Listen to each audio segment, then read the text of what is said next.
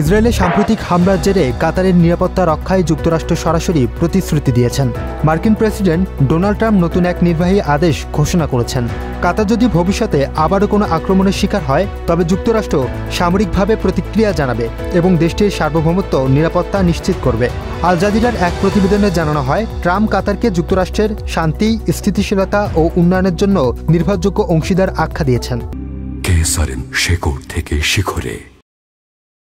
তার ভাষায় দুই দেশের মধ্যে সহযোগিতা অভিন্ন কৌশলগত স্বার্থ এবং সামরিক সম্পর্ক অত্যন্ত ঘনিষ্ঠ। ট্রাম্প আরও বলেন, আঞ্চলিক ও আন্তর্জাতিক নানা সংকটে কাতার সবসময় ওয়াশিংটনের পাশে থেকেছে। তাই বাহিরের আগ্রাসনের হুমকির মুখে কাতারের স্বাধীনতা ও ভৌগোলিক অখণ্ডতা রক্ষা করা এখন মার্কিন নীতি। ইসরায়েলের হামলায় বিশ্বজুড়ে আলোচনা ছড়িয়ে পড়ার পরপরই ওয়াশিংটন এই পদক্ষেপে আসে। এই হামলার কাতারের একজন নিরাপত্তা কর্মকর্তা নিহত হন। পরে কাতারি নাগরিক হত্যার ঘটনায় ইসরায়েলের প্রধানমন্ত্রী বেনিয়ামিন নেতানিয়াহু আনুষ্ঠানিকভাবে দুঃখ প্রকাশ করেছেন।